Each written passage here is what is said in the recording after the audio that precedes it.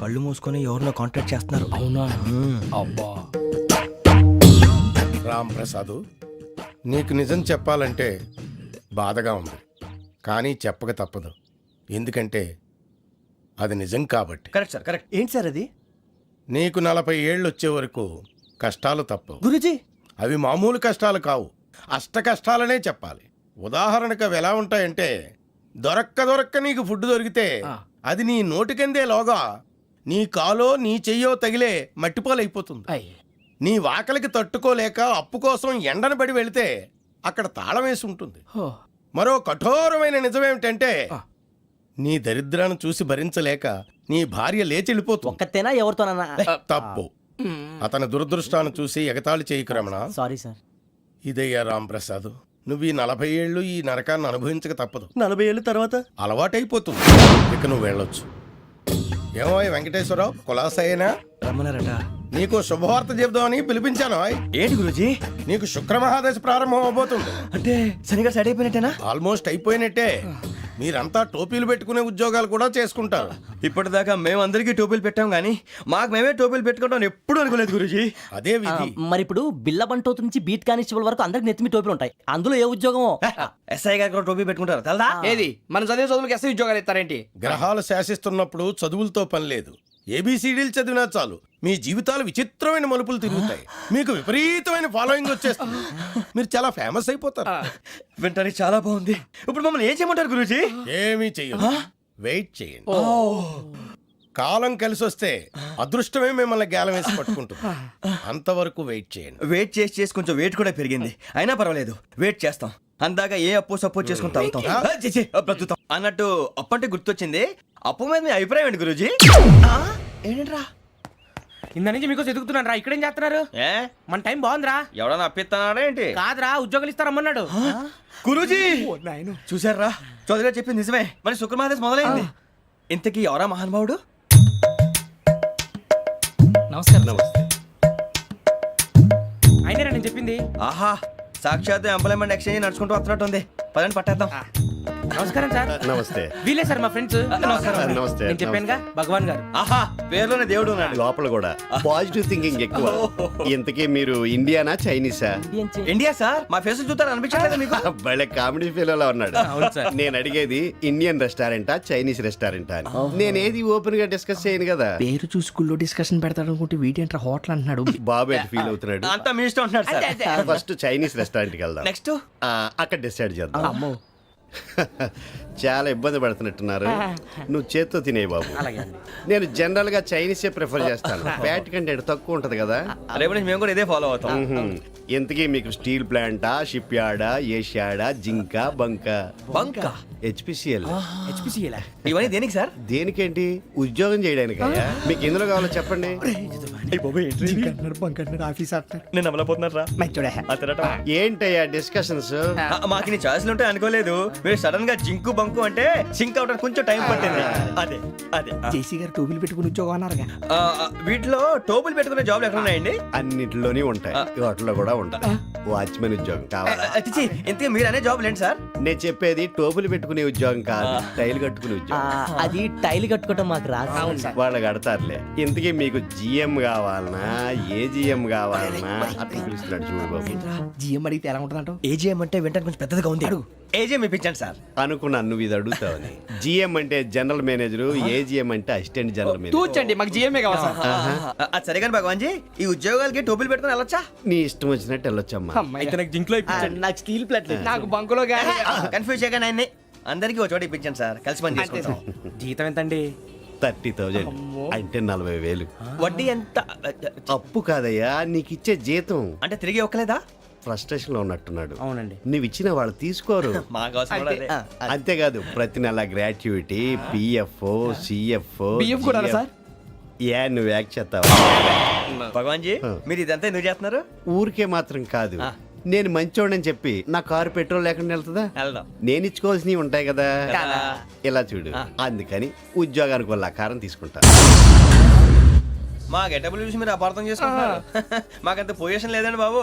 పోనీ నలుగురు కలిసి ఉద్యోగం చేసుకోవచ్చా? మీ దరిద్రం నాకు అర్థమైంది. థ్యాంక్స్. మీ నలుగురు కలిసి ఓ ₹1,00,000 ఇవ్వండి చాలు. నేను నమ్మనరా, డబ్బుల విషయంలో అసలు నమ్మను. నాన్నగారు మీరు అలా అంటాం భావ్యం కాదు. ఏదో జేసీ గారి సిఫార్సు వల్ల శని గారు సైడ్ అయ్యి శుక్రవారం దేశం మొదలైంది. ఉద్యోగం దానంతటి అదే వెతుకుంటూ వచ్చింది. అందుకని ఇంకేం కావాలో చెప్పండి. స్టీల్ ప్లాంట్ లో జీఎం అని పెద్ద పోస్ట్ అమ్మా. జీతం 30,000, నెల నెల ప్రమోషన్లు, సిఎఫ్లు, డిఎఫ్లు, పిఎఫ్లు, బిఎఫ్లు. ఇవన్నీ నువ్వు చదివిన చదువుకే. అబ్బాబే దీనికి చదువుకి సంబంధం లేదండి. చెప్పాను కదా శుక్ర మహాదశ. అది దాని పవర్ అనుకోండి, ఎఫెక్ట్ ఈ అనుకోండి. రోజుల్లో కూడా గ్రహాలు ఏటా nonsense. అబ్బా ఏంటండి వాడన్న ప్రతిదాన్ని ఇలా కొట్టి పడేస్తారు. చిన్నప్పటి నుంచి లక్షల పోస్ట్ చదివించారు. ఎహె, అమ్మా నువ్వు లేని పోనీ పెట్టుకో. లక్షలు ఎక్కడైనా ఊరుకోరా, మాట వరుస కనాలే. ఒక 25,000 ఇస్తే వాడి జీవితం సెటిల్ అయిపోతుంది అంటున్నాడుక. అంతగా ఆలోచిస్తారేంటండి? అమ్మా నాకు ఉద్యోగం రాగానే మీ అందరూ స్టీల్ ప్లాంట్ షిఫ్ట్ చేస్తానే. ఓకే నువ్వు చెప్పేదంతా కరెక్టేనా? నాన్నగారు మీకు అంత అనుమానం అయితే ఇవ్వకండి. సర్లే, ఇప్పటికిప్పుడు అంత డబ్బు అంటే కష్టం కానీ నా కెనటిక్ హోండా అమ్మాలి. నాకు తెలుసు మీరు ఆ నిర్ణయం తీసుకుంటారని, అందుకే పార్టీని పట్టుకొచ్చాను. బయట వెయిటింగ్.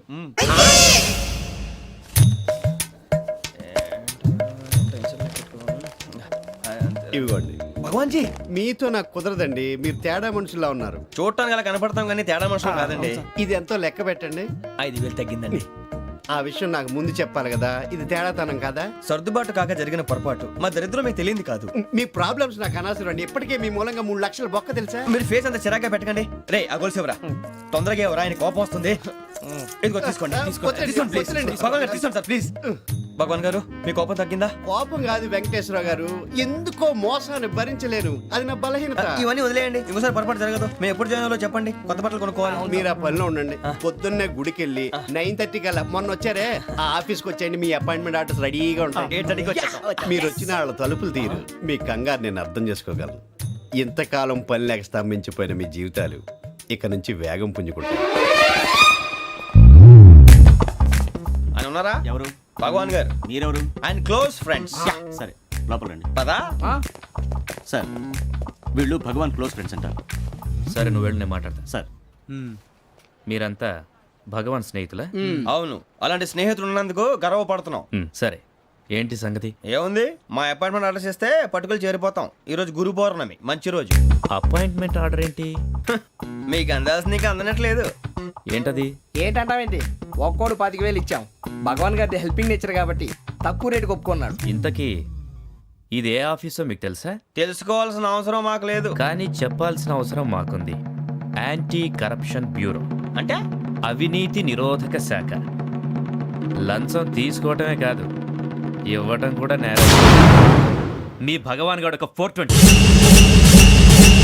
మా బాబుకి ఎన్ని తిట్లు వచ్చిన విషయం నిన్నే తెలిసింది నాకు. ఇంతవరకు మా బాబు నా ఒట్టుమే చేయలేదని మీ అందరితో గర్వంగా చెప్పుకునేవాడిని. First time man handing record 5,000 తక్కువ నా గోల్ చెలుగు లాగేస్తున్నాడు.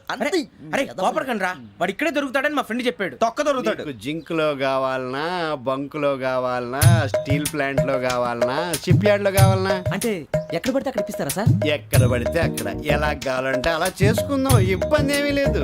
ఆపరేషన్ లో కావాలనా? అవి గేమ్స్ కదా సార్. ఆ స్పోర్ట్స్ కోటా లేవయ్యా. ఏమైంది సార్? ఉద్యోగాలు ఇప్పించమని ఎంట పడుతున్నారు. నువ్వు టచ్ లో ఫోన్ చేయ.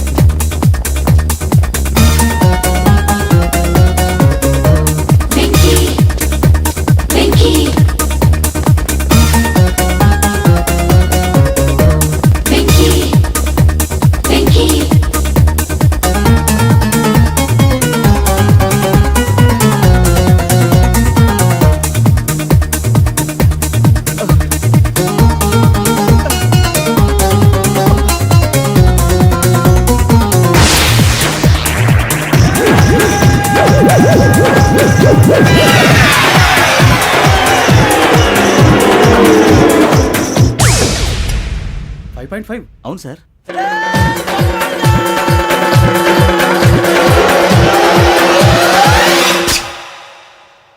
గ్రేట్.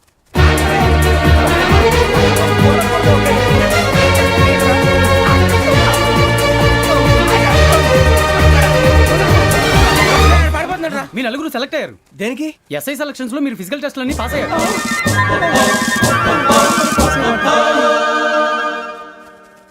కానీ మేము అప్లై చేయలేదు సార్. అప్లై చేయలేదా? చేయి వదలకండి సార్, కాలు పట్టుకోవాల్సి వస్తుంది. రాగరాకు వచ్చిన అవకాశం. సరే, మీరంతా డిగ్రీలు పాస్ అయ్యారా? ఎప్పుడో. ఓకే, ఇప్పుడు అప్లై చేయండి. Thank you sir. నేను మేనేజ్ చేస్తాను. Thank you sir. మీరు రిటర్న్ టెస్ట్ ప్రిపేర్ అలాగే అవ్వండి. సార్. All the best. రేయ్, ఈ పరీక్షల్లో సమాధానాలని ఏబిసిడ్యూల్లోనే ఉంటాయి. ప్రతి ప్రశ్నకి 4 ఏదో ఒకటి కరెక్ట్ ఆన్సర్. ఏది కరెక్టో మనకు తెలియదు కదరా. నీకు ఏబిసిడ్యూల్ తెలుసు కదా? తెలుసు. అయితే కళ్ళు మూసుకుని 4 ఏదో ఒకటి రాసుకుంటూ పోతాం. మన అదృష్టం బాగుండి అవి కరెక్ట్ అయితే పాస్ అయిపోతాం. ఎస్ఎల్ కూడా అయిపోతాం. వారిని ఏబిసిడీలు వస్తే ఎస్ఐలు అయిపోతాం అని తెలిస్తే నాన్న కష్టాలు పడి డిగ్రీలు చేసేవాళ్ళం కాదు కదరా. రెడీ, స్టార్ట్ చేద్దాం. నీ ఇష్టదేమో ఆంజనేయ స్వామి. వేసుకో. నీ ఇష్ట పొలిటీషియన్ వాజ్పేయి. ఏబిసిడీలో రావాలి. నేషనల్ లెవెల్లో కాదు, స్టేట్ లెవెల్లో 7. స్టేట్ అయితే చంద్రబాబు నాయుడు. సిఎస్కో. నీకు ఇష్టం క్రికెటర్ ఎవర్రా? Mister dependable. ఆడేవడరా? ఓ నీ క్రికెట్ లో విజ్ఞాన ప్రదర్శనలో ద్రావిడు. డిఎస్కో. వేసావా? నీకు ఇష్టమైన నటుడు? బాలకృష్ణ. సమర్ సుమారెడ్డిలో డీటెయిల్స్ వద్దు, బిఎస్కో. అయిపోయిందిరా. అందరూ దీన్నే ఫాలో అవ్వాలి. రాత్రికి ఏబిసిడీలు బాగా బట్టి పట్టండి. అందరూ ఏవే ఆన్సర్లు రాయాలి. మునిగితే అందరూ కలిసి మునుగుదాం. అయినా గురువారం పాటు గురుమేట్ల మీద కూర్చొని రాసింది ఖచ్చితంగా జరుగుతుందని జేసీ గారు చెప్పారు. మన ప్రయత్నం మనం చేద్దాం, మిగిలింది నేను ఎక్కడ వదిలేద్దాం. ఆయన కూడా ఏదో పని ఉండాలి కదా.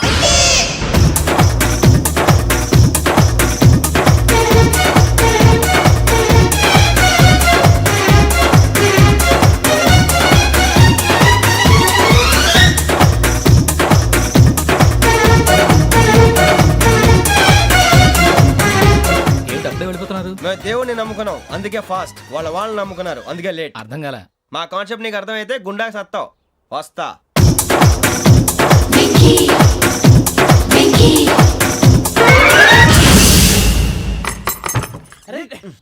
మనం అనుకున్నదంతా జరిగిపోయిందిరా. పొద్దున చిరా తెప్పించకండి. ఎవరు పోయారు? నీ దరిద్రం పోయింది. నువ్వు ఎస్ఐ ట్రైనింగ్ కి సెలెక్ట్ అయ్యావు. అన్న తండ్రి నేనే నమ్మలేదు, వాళ్ళు నమ్మారు. నాన్న నోరు తెరవరా. వాడు ఇంకా మొహం కడుక్కోలేదమ్మా. వాడికి ఏం కొత్త కదమ్మా, నువ్వు పెట్టవే. అమ్మా, చాలా సంతోషంగా ఉంది. ఈ సంతోషాన్ని వెంటనే చౌదరి గారితో పంచుకోవాలి. డేయ్, ఎవడన్నా సంతోషాన్ని కన్నవాళ్లతోటో కట్టుకున్న దాంతోనో పంచుకుంటాడు. నువ్వు మాట్లాడితే దరిద్రుడు జేసీ గారితో. నాన్నగారు, మీకు 1,00,000 సార్లు చెప్పానే అనొద్దని. నేను ఈ రోజు పొజిషన్కి వచ్చానంటే ఆయనే కారణం. జగదాంబ చౌదరి గారు అంటే దైవాంశ సంభూతుడు. అయితే వెళ్ళి అదే వెళ్ళి ఆయన కాళ్ళమివ్వడు. మీరు మామూలు మనుషులు కాదు స్వామి. టోపీలు పెట్టుకుని ఉద్యోగాలు వస్తాయన్నారు, అలాగే జరిగింది. ఏబిసిడీలు వస్తే చాలన్నారు, చివరికి వాటిలతోనే ఉద్యోగాలు తెచ్చుకున్నాం. ఇందులో నాదేముంది? మీ గ్రహాల మూమెంట్ అలా ఉంది. అలా అనకండి, ఆ గ్రహాలు అలా మూవ్ అయ్యేలా చేసింది మీరే. వెంకీ, ఈ ప్రయాణంలో నీకు ఇంకో ప్రయోజనం కూడా ఉందయ్యా. వీళ్ళందరూ ట్రైన్ యాక్సిడెంట్ లో పోతారా స్వామి? కాదయ్యా, ఈ ప్రయాణంలో నీకు అందాల రాశితో పరిచయం ఏర్పడుతుంది.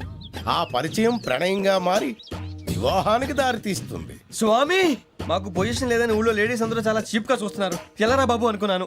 చల్లటి వార్త చెప్పారు. మరి మాకు నీకింకా కొంతకాలం బ్రహ్మచర్యం తప్పదు. వీళ్ళకి ఇప్పుడు అప్పుడే తొందరగా ఉందిలేండి. మేము బయలుదేరుతాం స్వామి. మిక్సెల్ టచ్ లో ఉంటాం. శుభం. బుచ్చిగా ఏట్రా